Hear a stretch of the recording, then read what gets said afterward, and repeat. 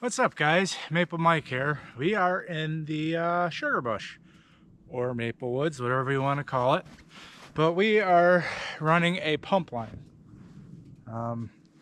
Remember when I dug that electrical line and pump line and buried it? This is the other half of it. As soon as I got in the woods, I didn't want to mess up the roots of the trees and kill them, so we are going above ground. We're running 12.5 high tensile wire at a grade. It doesn't have to be very great because it's going to drain each time that pump kicks on. It's going to pump all that sap up in the holding tanks up by the sugar house, 1,700 feet away. Then it's going to drain back into our holding tank down here, a releaser tank, I'll say, because it's going to come out of releaser and it's going to be pumped into that tank. Then it's going to be pumped up to the sugar house. So yeah, I'll show you how we do this. It's pretty simple. I've been doing this I've been mapling for 15 years, but I've been doing line for 10. So I know a little bit. First things first is we got to have our wrap around the tree. We're doing it this way because this is probably I kind of want to bury it, so I don't know if I'm gonna rent a trencher eventually and trench it right down the center, and hopefully it doesn't hurt too many of the roots. But yeah, so we're using a 1-inch main line, and we're going to use a sawzall to cut it.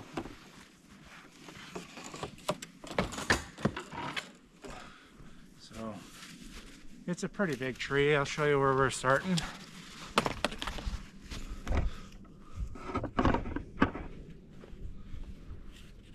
So I want to give me, I don't know, about that much.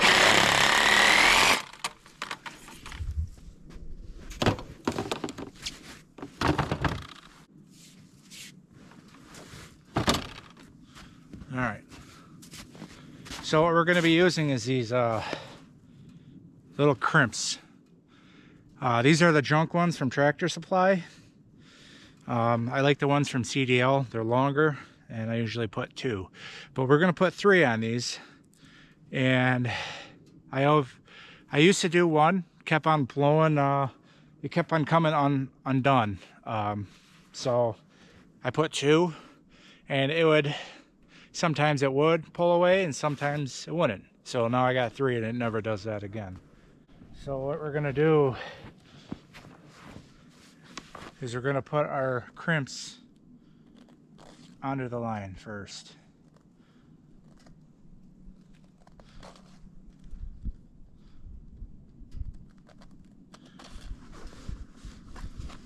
We're gonna move them down a little bit. Then we're gonna slide this piece. Normally, like I said, this is pretty much, I think it's going to be temporary. But normally I would put a 3/4 into a 1-inch wrap so it won't girdle the tree, but I don't think we're going to have an issue here. So we're just going to put it around the tree underneath the other one.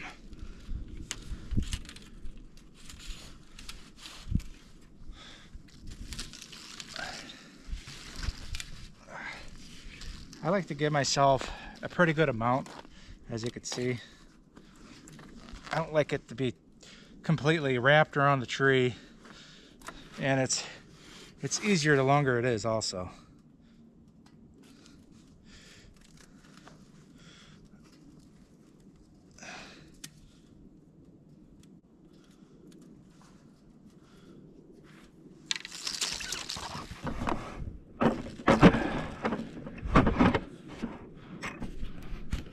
Yeah, right there. That's how I'm going to want it. And I'm always going to crimp this one first here, so it's easier. And these are just fencing pliers, crimping, I should say, fencing crimpers.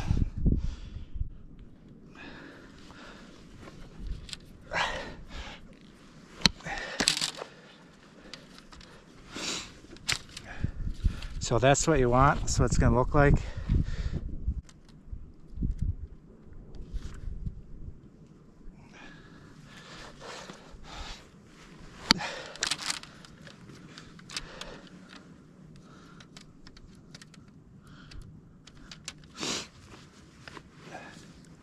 It's a lot easier with two people too. Holding the line where you're running this.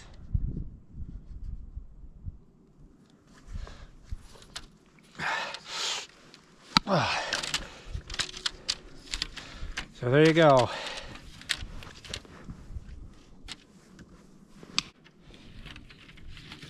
Force that around like that.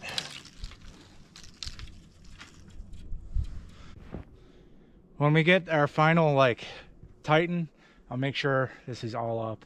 I just want to get it off the ground first. That's the biggest thing.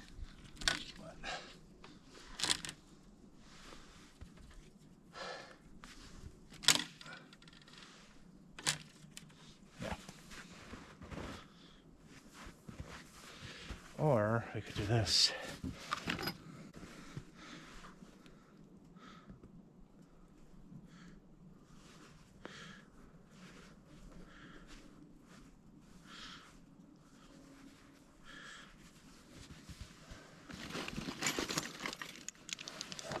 Or we can use this.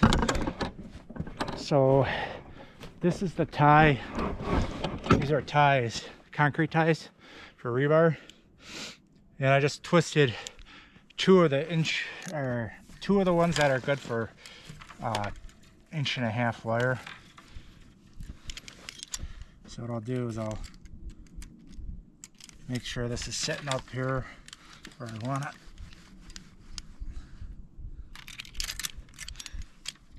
And I'll put one right on the other side there.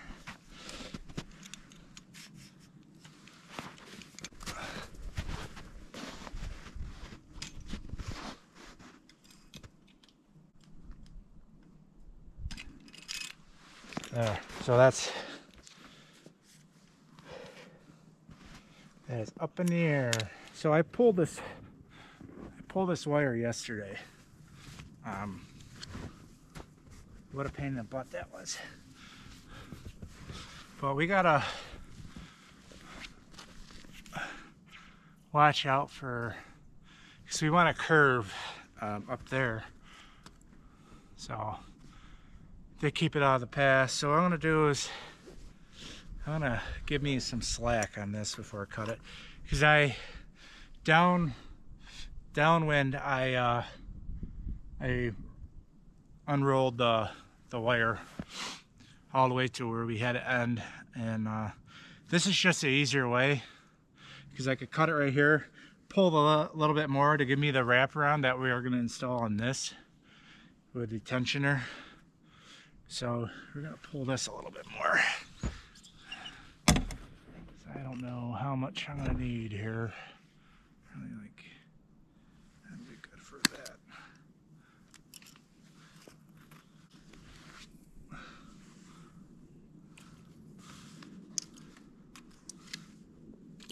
So basically all I'm doing is I'm following about the height of where my tiebacks are for my wet and dry.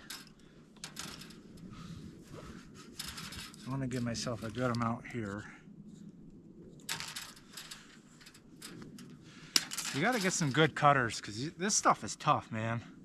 That 12 and a half gauge wire. So we're pretty much going to do the same thing what we just did earlier, except we're going to add a tensioner. So this is coming back to itself, so I don't have to.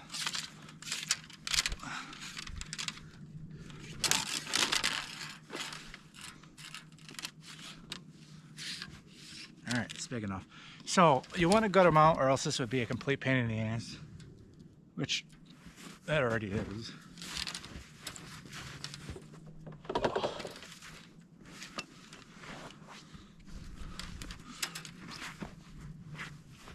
So tensioners. This is a tensioner. So if you can see it, it's U-shaped. It's not flat. The ones from Tractor Supply and some of the equipment stores for maple sell the ones that are flat. Well, you don't want the ones that are flat. You want them beveled so it all wants to always go in the center. Because when you have the flat ones, it tends to hover to one side. And if it hovers to this side, there's like a little nipple that comes up there, and sometimes it breaks your wire, and that is no good. So what we're gonna do here is, again, we're gonna put three of them crimson, 2 on one side, 1 on the other, and I'll show why.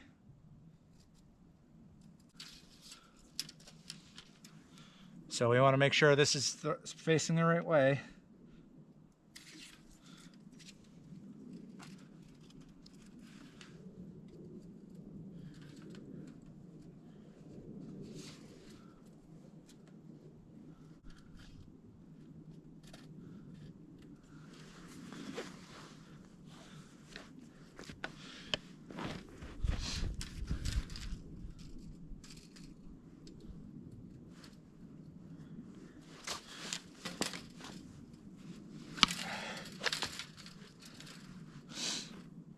This is the worst part about the whole job, is these stupid things.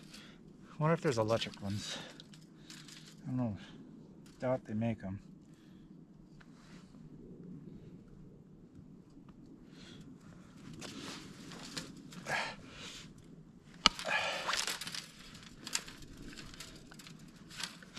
So this is very important. I don't know if you can see it, but this little crimp goes on the end here.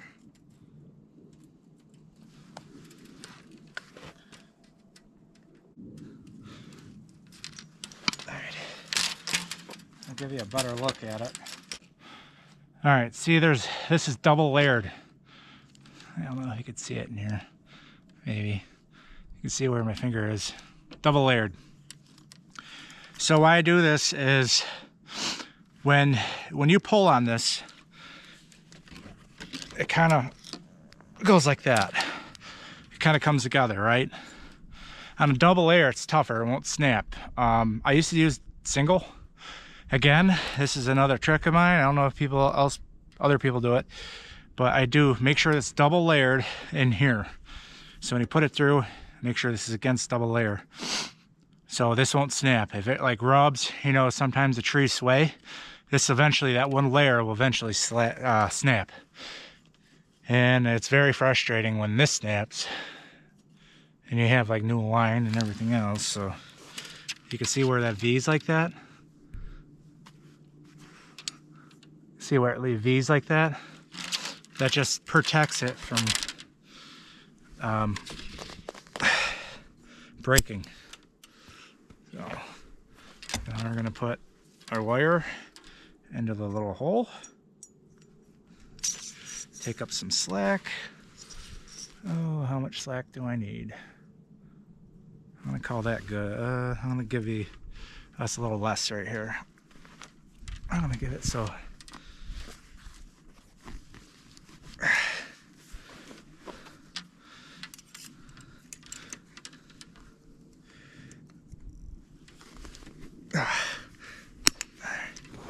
All right. So I'm gonna get some slack up on this, and we'll start pulling that side to side. Now, if you don't tighten this a little bit, obviously it'll come undone, and you don't want that, because I'm starting over.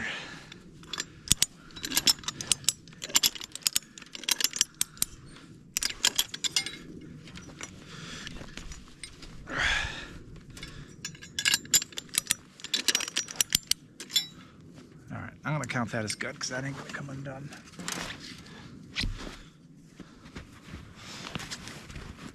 So that tree, you can see the wire where it is right now.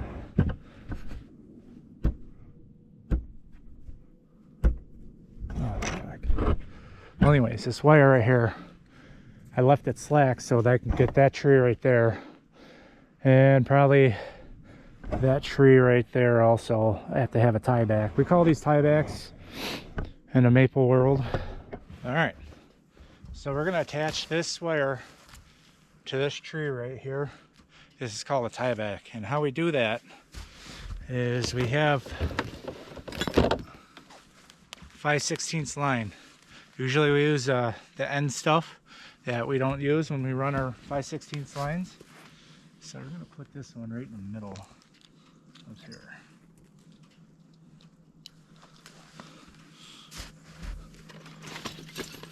And normally when we run our main lines for our branches or our wet and dry, we tighten the hell out of these things before we even put tiebacks. This, it don't matter if it has a droop in it or whatever, it's just gonna all drain out anyways downhill. But like our wet and dry, you don't want any droops in it because the vacuum doesn't get to the trees. We are using for our tiebacks, this is 14 gauge fencing wire, but this is a softer wire, so this is what we usually use on our tiebacks anyway. So when the tree drops on it, this is supposed to snap before the main line wire is supposed to snap. So then you just go back through and put your tieback on. So I usually put my first one on. I go under. A lot of people go over the wire, but I tend to go under, go back on itself like that. And I do a figure 8 in this. And I'll tell you why. Because I used to just put the twist in it like I will be on the other one, but I do the twist above, so I ensure that this will not loosen on the wire. Again, I've been doing this for 10 years, and I had a lot of wire coming loose because of it. All right. So we're gonna come under. I always go under for some reason, but then I go over the line like that. So I went over, just like a figure 8. Go back over, then up like this. Then I do my twists. They say a twist is good for 100 pounds or whatever. Don't quote me on that, but if I can remember correctly, it doesn't really matter for me because that figure 8 is pretty much like a knot. It won't come down. So that's what it looks like. Just a figure 8, figure 8. So that will ensure me, so that won't come undone. Like a lot of them will unravel, then pop off when you get really tight on your lines. And another thing why I do that is if a tree snaps on either end, and all my tiebacks are figured 8, it's gonna hold that wire, so it won't go too far. I mean, it still will go a little bit, but it won't, like, all the wire will land on the ground, which kind of sucks. So that'll entail that from stopping that. So what we're gonna do now is we are going to tighten this up, and we might use that tree once it's tight to put another tie back. This is our tensioner. Take our special tool.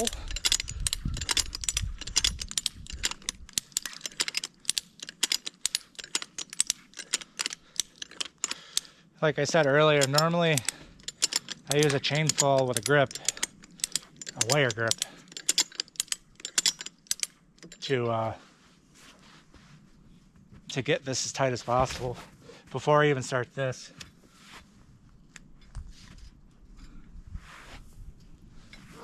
Make sure that's even.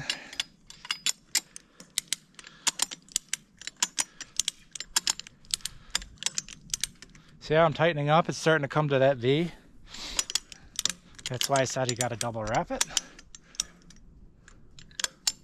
All right. I'm going to put a couple more tiebacks on, and I'll show you the end result. You got it all done. It's going to be hard to see, you know. It's freaking pretty much dark. But we got the wire up. Normally I would have run it, you know, straight and have it tight as possible, but we got to have this trail open, and we have a pump house, 8-foot wide pump house coming down through here pretty soon. So all right guys, thanks for watching. If you like it, hit the like button. If you don't, that's fine. Please subscribe, it'll help me out. We're at 49 subscribers, And I would like to see at least 1,000 this year, but let's see if we get there. Stay tuned for the next one.